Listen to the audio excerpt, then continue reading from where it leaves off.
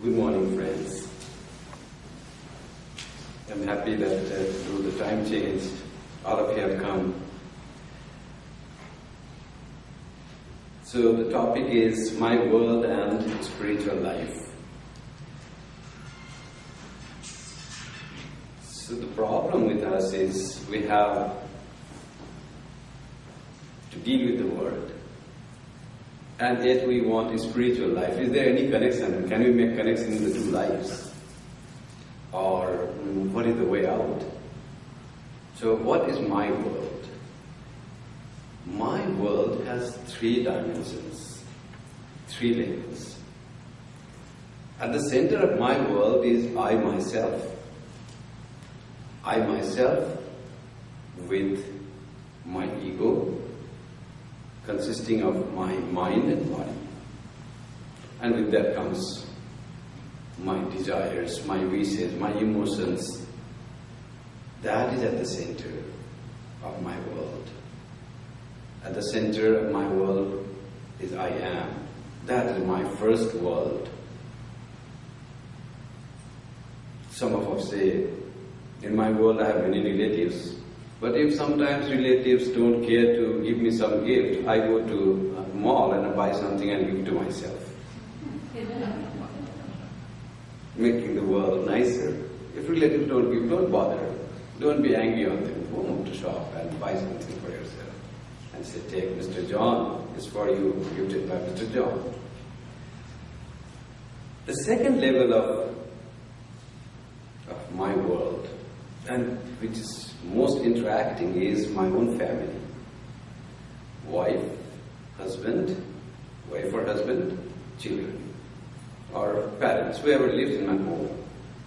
That is immediate and that is very important.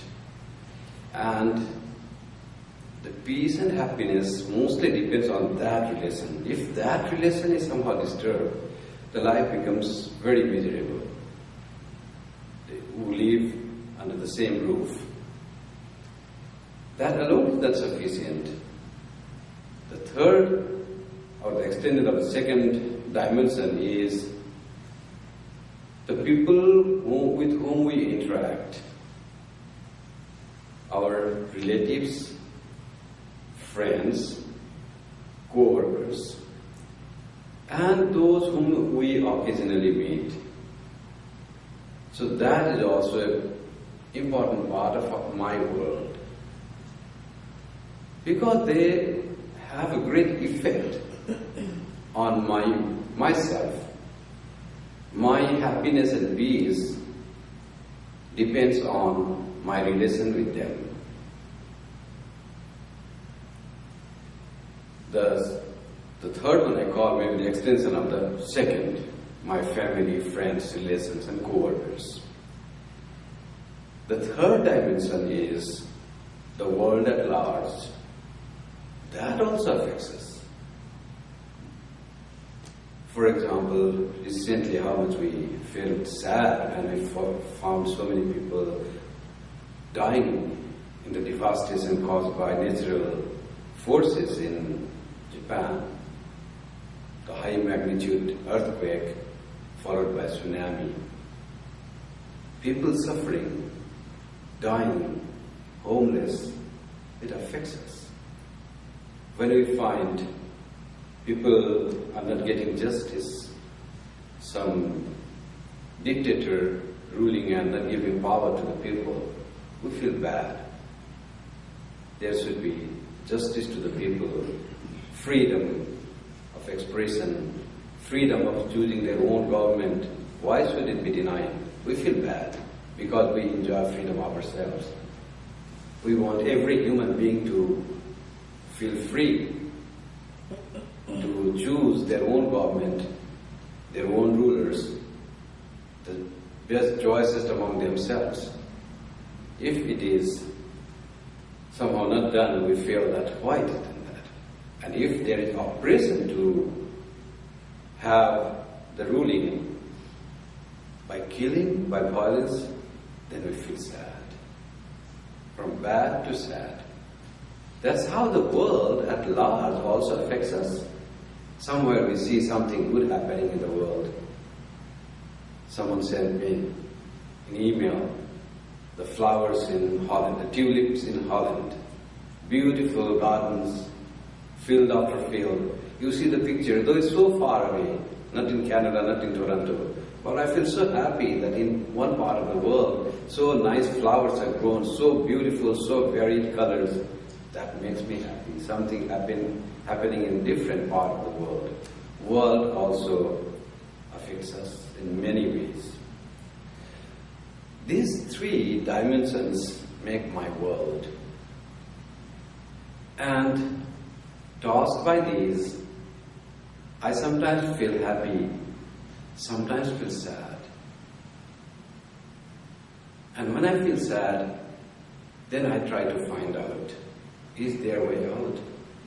The greatest sad or misery we feel when we miss someone whom we love. The greatest shock we get when we lose our dearest someone. Our father dies. Great shock. He loved me so much, took care from my childhood, and suddenly he's no more. Great shock, how the world affects us. And if it is someone's son dies, daughter dies, terrible shock, unthinkable. How the world gives us shock. Then we question, why so much of pain for me? Why this punishment for me? What did I do wrong? Or we tend to think about ourselves, put the blame on myself. If you can't blame all others, blame on God, and sometimes blaming on yourself. What did I do wrong? Why so much suffering to me? Likewise, the world affects us. Though forgetful of those, if we are too self-centered, we think that everything will be like my wife, husband, youth, young children, it will be all fine. I don't have to take care of anyone, any relative outside. I don't take care of my friends. I am very much unthoughtful of the world, what is going on. What is in my house, I go to office, earn my money, and I'm very happy. I forget that happiness is not long lasting. For some time you are happy. Change is the law of nature. So that happiness won't be there. You can't be just happy by being self-centered or centered within your family. Because there is a thing called death, old age, decay. When we think, I'm pretty happy as I am, I don't need a spirituality. I don't need to think about God. I go work, I have a healthy body, I have a nice family, good loving wife, caring husband, very good children. I am very happy. I don't need God. Why do I need God? I go to office, I get money, I buy the things that I like and I enjoy. But how long that joy is there? So short-lived.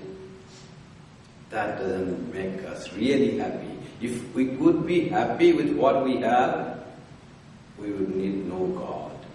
We would not seek spirituality. Spiritual life would have no meaning for us. We would be just content and happy. But there is no contentment in such life. World is not meant to be content with the material things.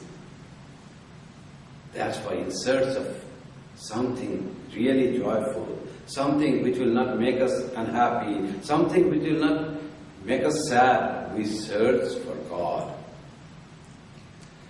Buddha said, if you feel happy now and fulfilling your desires, one day all your worldly desires will be finished when the death comes. You have so many desires to do. I have to go there. The 20 things you have to do before you die. But hardly 10 or 12 done and you are approaching death. Coronary attack. Then gone. What about the rest? 12, 8. So all 8 desires will die with the death of your body and mind for the time being. Vedanta will say, no, they don't die. They will be at the impression in your mind. And next life you will have those 8 and again 20 more will be added. Those 8 you will carry on, perhaps you will be successful, so more 20 will be left to get another life, to fulfill that desire. But Buddha said, the death of the body, your desires will be left unfulfilled. We are very proud of wealth, have sufficient money in the bank, Scotia Bank, I have sufficient money to lead my life. But Jesus said, worldly wealth is a house built upon the sand. You don't know, I have a lot of money put in the stock market. When the stock market crashes, who knows? And you will be, many rich persons have become very poor. And I have a very strong body. Why do I care for anything? No health, no disease. Shankaracharya said, don't be so proud of this body. At the times lashes its wave on your body, it grows old and weakens. Even without time, you don't know what disease can come. Massive heart attack, paralysis, stroke, cancer, anything may happen. Don't be proud of this body. It is temporary thing given to you. Just be grateful and enjoy the body as long as it is there. And be prepared one day to lose this body. Shankara, that's why he said, beautiful body, in fact, a decaying bag of filth. Shakespeare also said, ambition is like a big balloon. So many things I want to do, so many things I want to achieve. It's like a big balloon which will be pricked and it will just go down. It can be pricked any moment. And Tolstoy said, our bustling activity resembles the antics of patience in a madhouse. Many things decorated in a madhouse, what is the use of that?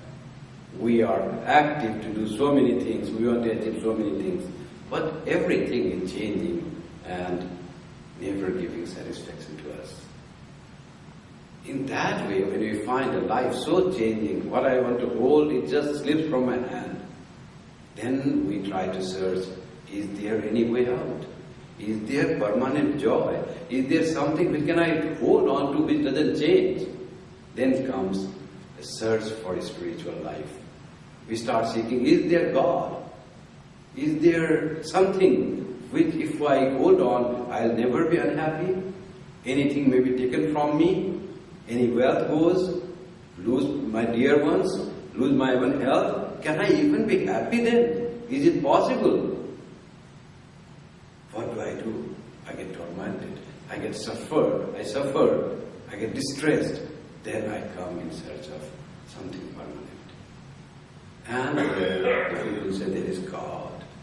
There is something to whom you eternally belong. By mistake you are thinking, brother or sister, that you are fulfilled in yourself. But you are not that. You belong to something very permanent.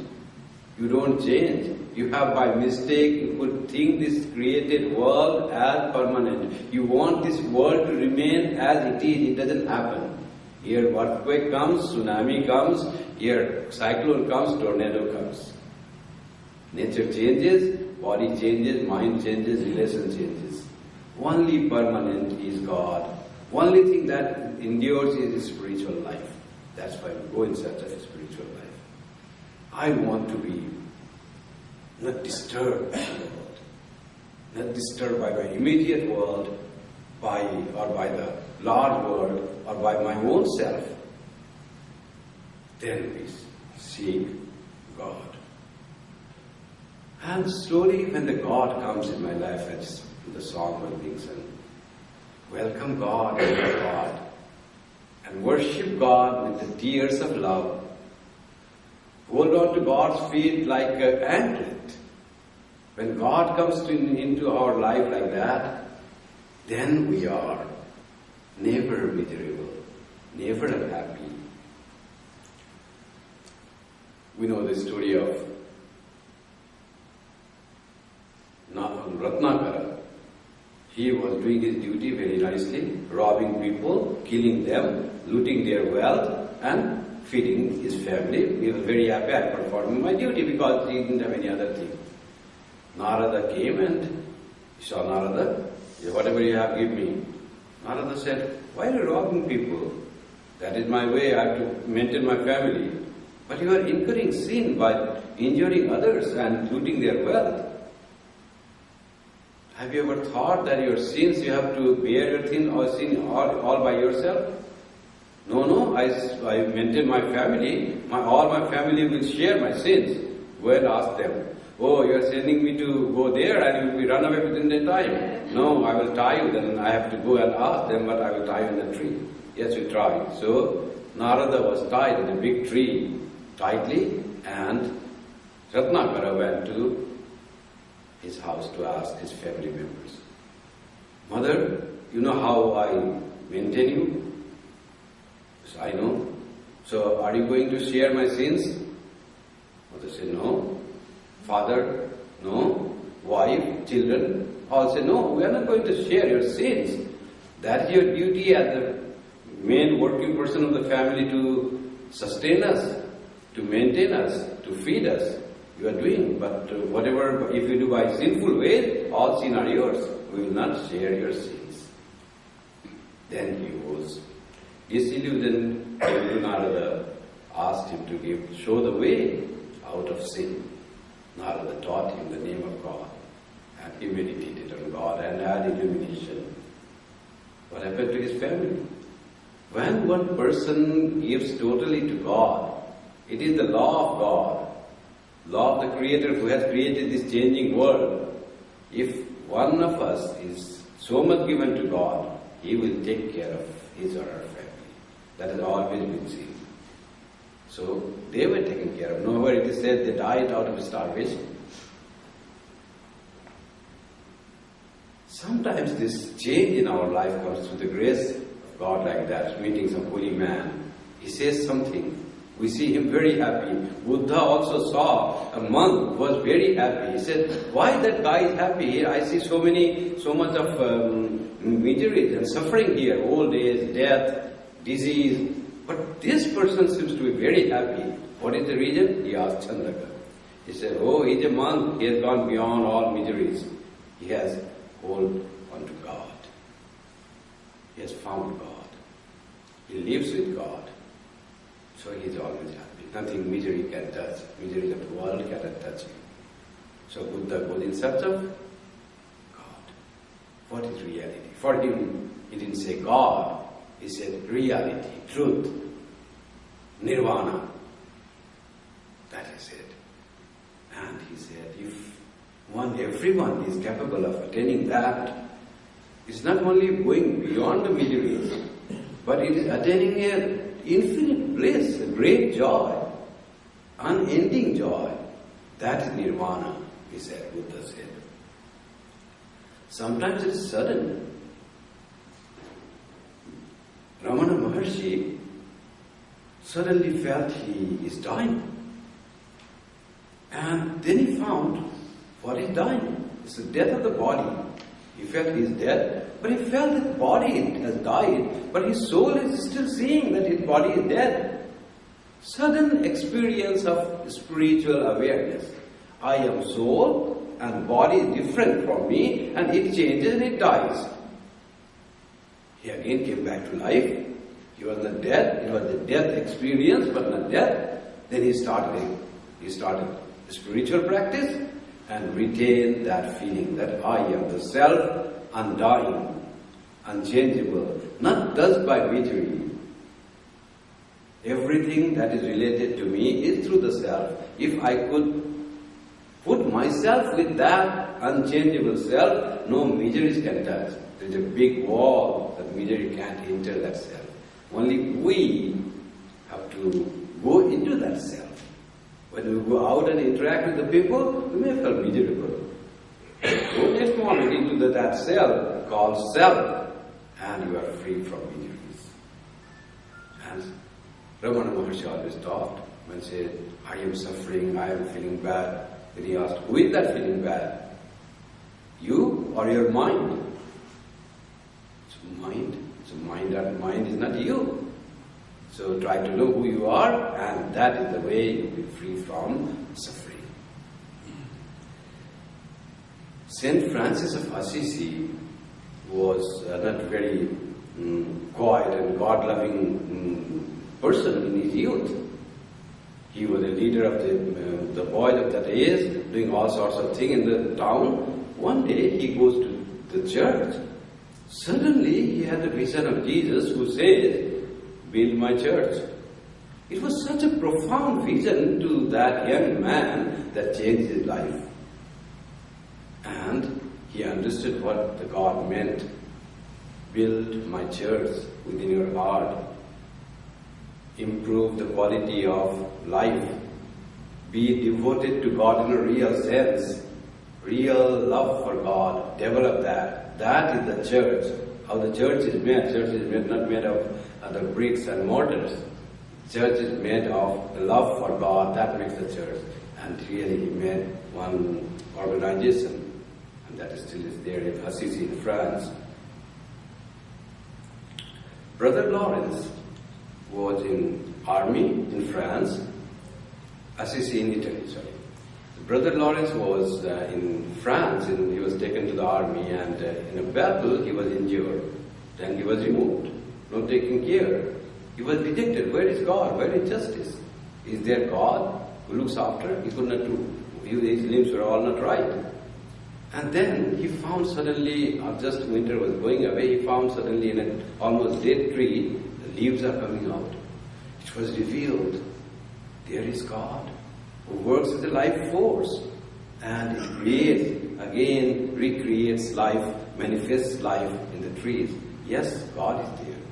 He goes to join a church and was given a very menial job of cleaning the house, of cooking things, washing plates, and looked down upon by other monks who were learned, who had learned Bible, could explain the theology. This was a very simple man, looked down by others, but by sheer love of God and that vision of leaves coming out from almost a dead tree, his life was changed. He could see God in everything, God in every act. He used to wash plates, and he said, I do everything out of love for God. Even a straw I pick up, that's out of love for God. Nothing I do when God is not. I think we became a great monk inspiring still today. Practice of the presence of God. It's a small book just comes where his some teachings and some letters are there.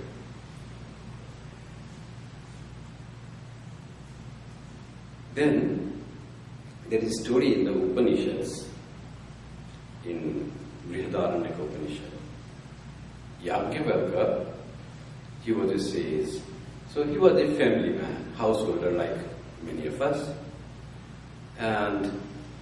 but very holy. So after he attained the maturity, he wanted to give up everything and go retire to the forest to call upon God fully give his life to God, called Vanaprastha. And he said to his wives, he had two wives, he said, I want to distribute among you two whatever I have the possession, and I want to retire to the forest to give my life in the contemplation of God. He calls both of his wife and divides two and give half to one, and he was giving half to another wife called Maitreyi. So then Maitreyi asked Yajnavalkya, you are giving me so much wealth, so what it will do for me? So he said, you can use that, you can live happily in this life, whatever the material things do. Then she asked very pertinent question. Is this wealth that you are giving me will give me immortality? Will I be ever happy? Will never misery touch me? Yajnavalkya says, what are you saying? You are my wife, you know that. How can these material things can give you permanent joy, permanent bliss? How can this give you immortality? Then Maitreyi says, Enaham namritasyam tenaham kena kuryam. That which will not give me immortality, amritasyam naham tena aham kim kuryam, kena kuryam. What shall I do by that? I want immortality. I want immortal bliss. Give me something that will make me blissful ever. Not that something to use in life and some one day happy, 4 days unhappy. Then he teaches him the laws and the great knowledge of Atman. there it comes that it says, whom do we really love? See, mother loves her child so much. There seems to be no other love. That is greatest love is the love of mother for the child. Or love of chaste wife for her husband is great. Nothing has been seen. Husband loves his wife so much. Yagyavaka says, no, you are not right. The first love is your own self. The husband loves his wife for the sake of self. The mother loves her son or daughter for the sake of herself. And it says, Nava are patyu kamaya pati priyo bhavati, atmanastu kamaya pati priyo bhavati. Not that husband is lovable for the sake of husband, but for the sake of the self that the husband is loved. So at the center is our own self. And that self is very lovable. And that self, if we could know what real self is, then we would love everyone. The problem has come, we are ignorant of our own self. And that creates all misery. Then we think ourselves are this body, mind, this thought, this ego, and this character, whatever we have imagined about ourselves, and whatever world says to us, that you are this, you are this. And we think, I am that. World says so. And I start having my own image, distorted image of my own self. If I really knew what I am, then one day I will not be self-centered. Because I may be self-centered, but myself will be the whole universe. That's self-centered. So I cannot but love everyone if I know who I am, what myself is. Then that is going to the searching to the self. Here comes my spiritual life. The cause of dissociation or slipping away from spiritual life is ignorance about my own self. I forget who I am, what my real nature is, and I am bound by my ego, and then comes, as soon as I forget this avidya comes, ignorance about my own self comes, then comes asmita, ego comes. Real nature is forgotten, universal self is forgotten as my own self, as Brahman as myself is forgotten, I forgot Aham Brahmasmi and make myself small. That vast, huge, blissful, unchanging, immortal being transformed into born, growing, dying, aging, diseaseful, this body-mind complex. Suddenly that ignorance had that much power to transform me from that reality to this imagination. And this imagination is so perfect, it seems to be the reality, that seems to be the just guessing and imagination. As soon as this ignorance comes, ego comes. As soon as the ego comes, you separate yourself from the rest of the creation. They and I. As soon as division between this thing comes, the creation is separated, then automatically as its corollary, as its result comes, like and dislike. Raga and dvesa. Avidya, asmita, raga, dvesa. Something you like, something you don't like. Some people you like, some people you dislike. Some people you love, some people you hate. These are the gradation of dislike. Disliking, hating, jealousy, envy, all that comes. And when this liking comes, then comes attachment, trying to be close, not giving freedom. Attachment to son is growing, he wants to go to university in Ottawa. You say, why will you go to Ottawa? You here in Toronto or in York University, just out of attachment. I don't want to go him away from me. How will he live? I want to see him every day. He's my son. He's my daughter. I just want to let him or her go away. Attachment, out of liking. Just forget. Everything is self. Whole country is mine. The university in Toronto as good as university in Ottawa. Ottawa University, it is in Canada, it's in Ontario. It is in one world. Just forget. I want him to be close to me. This attachment causes misery. That can't be. You can't last. You can't be You can't be together always. Physically, you have to give freedom. Attachment will bring misery. Son or daughter will one day go by becoming angry with you. And if you want to hold on, he or she may never come to you. That is the greatest pain. Losing someone very dear. And when it is done by your own something mistake, then you can forgive yourself. So freedom has to be there. Attachment should not be there. Love doesn't mean attachment. Love means giving freedom. Love means giving that joy to that person which makes him or her joyful and happy. That is love.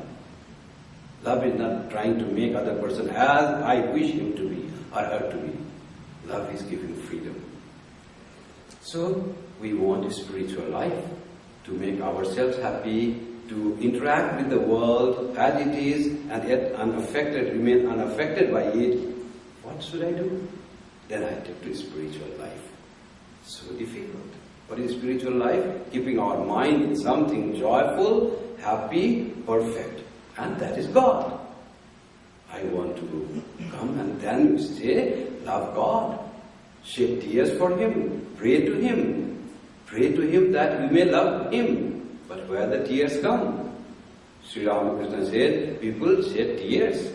It's not that tears don't come. Jug full of tears for the sake of wife and children. But not one drop even for God. And that is our case. That is our case. We feel that there is joy in God. What scriptures say is not false. They don't want to delude and divert us from the truth. They are saying the truth. But where is that coming? That is not there. So what is the way out? And why doesn't it come? It doesn't come because of our mind is so much polluted. We see air pollution, sound pollution, so many pollution outside. Greatest pollution is in our own mind. So many desires, so many urges, tendencies, all are filled in our mind. Some we know that I want to do this, I want to achieve this.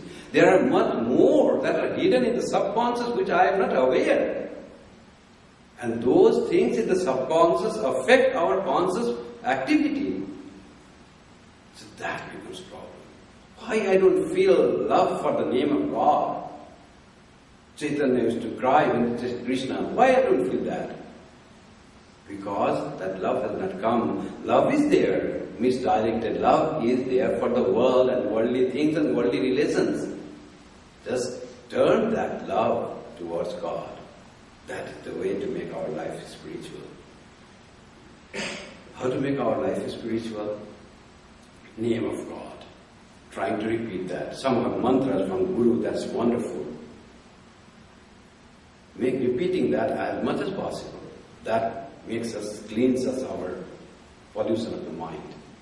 Another thing, how to change these urges, this anger, this greed, this envy, it doesn't want to go. To this thing, to work them out is working for people. Somehow we have to make it sublime, sublimate the tendencies, and it can come out of actions. We can, with that mind, we cannot meditate. Action is the best thing. Action working for others, like whatever way, voluntary action people do to help, that makes them spiritual ultimately. When one works for the sake of others without anything in return, it makes you spiritual. And that is making work spiritual is not the voluntary you have to be. Even working in the office has to make us spiritual. Working in the kitchen has to make us spiritual. How will it make me spiritual? Thinking that God is always with me. Practice of the presence of God.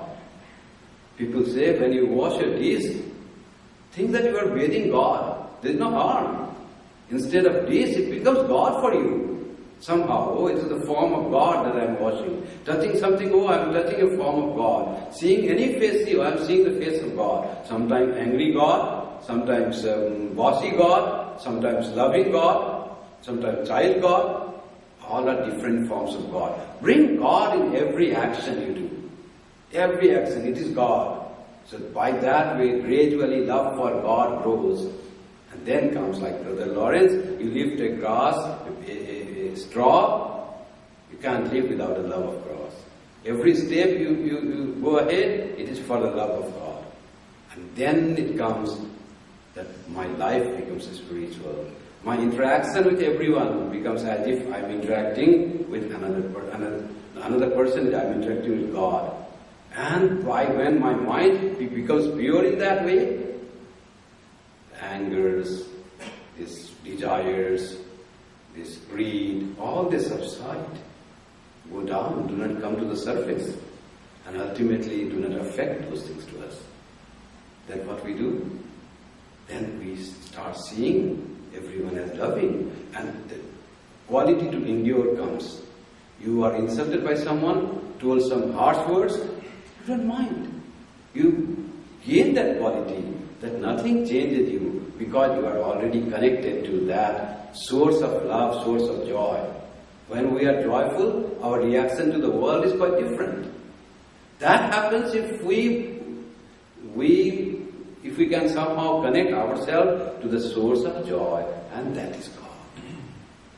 God is joy. And the form of God is condensed joy. Take anything which you feel divine, form of Shiva or Jesus or Guru Nanak or Sri Ramakrishna Chaitanya, any form of God is condensed joy. It's a concentrated love, perfect purity. Thinking of that, getting connected to that in every action we do, every thought we say, every speech we utter, then we are connected to that joyfulness. And when we are happy in that way and joyful, my whole life tends to be spiritual. My worldly life has to transform into spiritual life.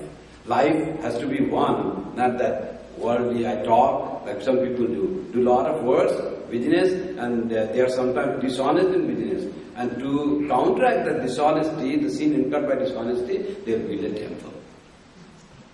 Secular life and spiritual life. Worldly life and spiritual life. No, that is not the way. Whole life has to be spiritual. By doing every act in the world as a help to our spiritual life. Sri Ramakrishna said, the three things, there are three ways of my world to make it spiritual. First, world at large. How to make it spiritual? Joto mat tato pasa. As many faiths, so many ways. They are just ways to reach that supreme. There are different ways. Creation's law is variety. If there is no variety, there is no creation. But variety doesn't need to make you that this is mine and that is yours. All variety you can take as your own. Whole world is my own. The way, the languages are my own. So many languages in the world. Oh, I like English. I dislike Arabic. No, Arabic is also my language. The people, my people in the part of Arabia, they speak Arabic. My people in another part, Spain, they speak Spanish. So trying to feel everything in the world is your own. That is when Sri Ramakrishna says, as many faiths, so many paths, he means that. Not only religion. Religion is also same. All religion belong to me. I have stuck into one religion because I feel it just suits me. But for another person, it suits that religion. So you please go ahead with your religion. There is no contradiction. We need not fight. We'll reach the same goal. We want to be perfect. We want to be loving. We want to make whole world our own.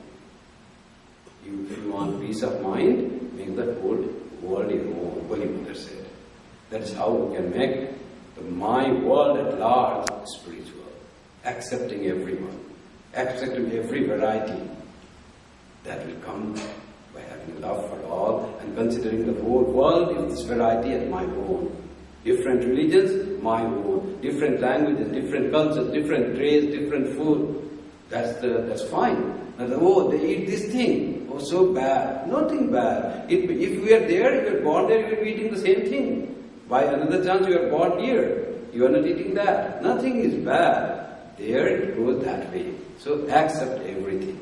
accept me, everything makes our world at large at spiritual. How to deal with my family, relatives, and other beings? Sri Ramakrishna said, Shiva Jnane Jiva Seva. Work like serve people as if they are God. Try to see God in all. Try to see your own self in all and serve them. No one is alien.